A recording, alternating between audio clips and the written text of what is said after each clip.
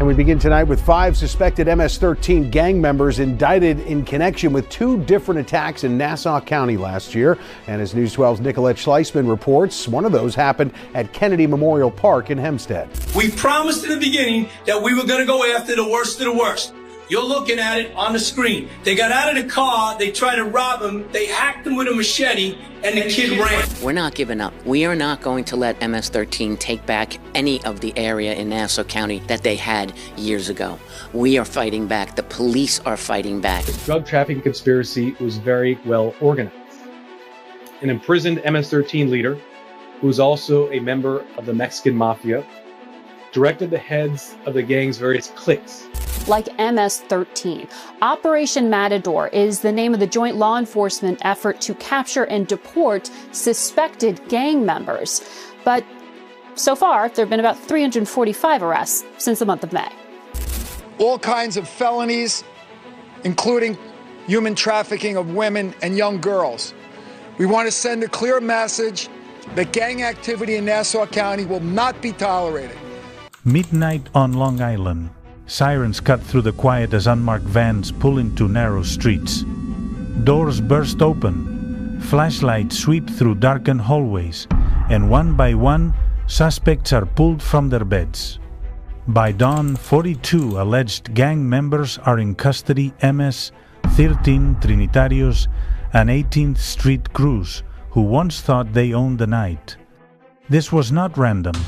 Federal officials called it going after the worst of the worst. The trigger was a single brutal act at Kennedy Park in Hempstead. A teenager, unaffiliated with any gang, chased and hacked with a machete in a case of mistaken identity. He survived barely.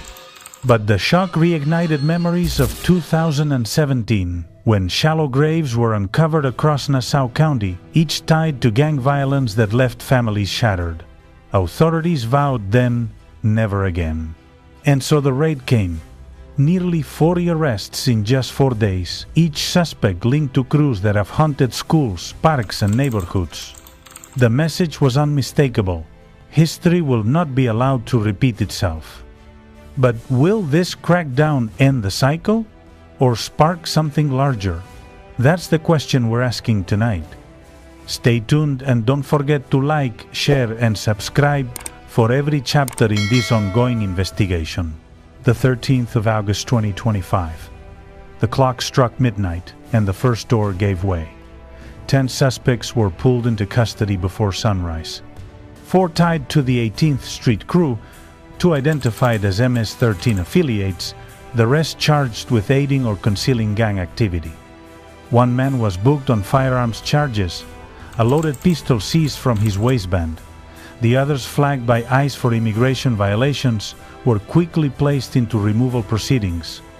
Day 2, August 14, the net widened. 14 arrests in a single night. 7 confirmed MS-13 members, each with tattoos marking their allegiance, were marched out in handcuffs. Another firearm surfaced. Another indictment added. Day 3, August 15, the raid turned violent. 9 arrests came after an attempted robbery in progress. 5 MS-13 suspects were caught red-handed, cornered in the act of mugging a local resident. Police say the suspects carried machetes and small axes, echoing the brutal Kennedy Park assault. 2 were charged with attempted robbery. The rest went straight to ICE's custody. By day 4, August 17, the sweep closed with 9 more arrests. This time, a mix of Trinitarios and 18th Street members. With them came radios, masks, and the stash of short blades police displayed on a table and execution kit. Officers called it evidence of a gang culture built on fear. In 4 nights, the tally was undeniable. 42 arrests, 33 immediately flagged for deportation. The balance 9 defendants facing charges under state and federal law. Officials framed the message as deterrence. One sheriff told reporters, "Voluntary return is a softer landing than forced deportation. Communities will not tolerate being poisoned by gangs." For residents, the numbers brought relief, but also a sober reminder. Machetes and pistols pulled from suburban bedrooms, masks and radios ready for the next strike.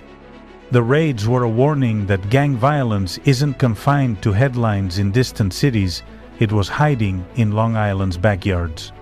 And yet, a lingering question rises. Do 4 nights of sweeping arrests dismantle a network or only drive it deeper underground? The answer may decide whether these neighborhoods see peace restored or brace for the next cycle of violence. The 17th of August 2025, the 4th night of raids had barely ended when word spread that one arrest stood above the rest. Joel Vargas Escobar, known on the street as Mia or Momia, was led out in handcuffs.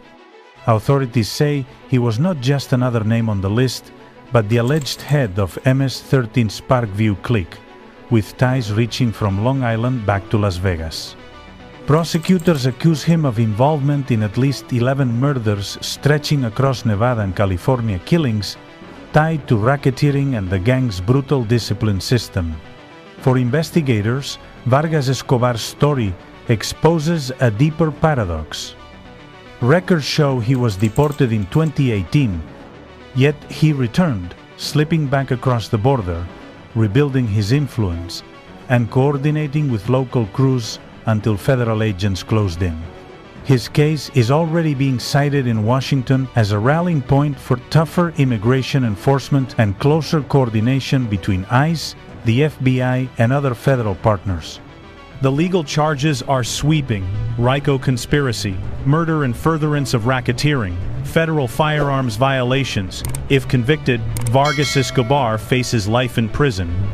To officials, this is the federal toolkit at work laws, designed not just to punish individuals, but to dismantle entire criminal enterprises. The announcement from Washington framed the raid as more than a local victory.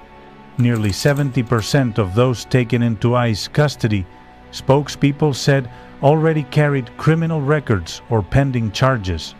Federal lists now also include fugitives wanted internationally, suspects linked to terrorism investigations, and individuals accused of human rights abuses abroad.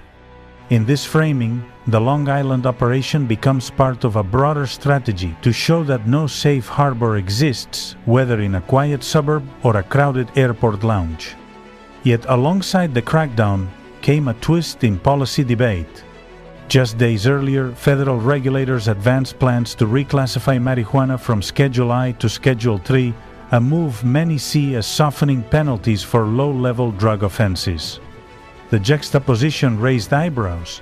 How can Washington wage war on organized crime while simultaneously reducing penalties for substances that gangs have long profited from? Is this a pragmatic separation of violent crime from petty offenses, or a contradiction at the heart of federal drug and immigration policy? The image of Vargas Escobar in custody is striking, but the questions his arrest raises may echo even louder. Can the justice system balance deterrence with reform, or are these policy signals pulling the country in two directions at once? Picture this: a morgue in San Pedro Sula, Honduras. Rows of metal drawers filled to capacity, the result of unchecked gang wars that stretch back decades. Or the haunting scene inside a women's prison where 46 inmates lost their lives in a single riot, weapons smuggled past corrupt guards, the violence carried out by the rival Barrio 18. These images remind us that gang brutality is not confined to Long Island. It is part of a chain reaction across the Americas. Historians trace much of today's crisis to the 1,990 seconds when waves of deportations from the United States exported gang culture back to Central America. What began as a domestic crackdown created transnational networks linking Los Angeles to Tegucigalpa, Hempstead to San Salvador. Experts call it the balloon effect. Squeeze crime in one area and it expands in another. Here in Nassau County, the midnight raids brought a short-term sense of relief. 42 arrests, 33 marked for removal, and a high-profile gang leader in federal custody. Streets may feel quieter tonight, but the fear of retaliation lingers. Parents still glance over their shoulders at bus stops. Community leaders whisper about recruitment in schools, about the void gangs will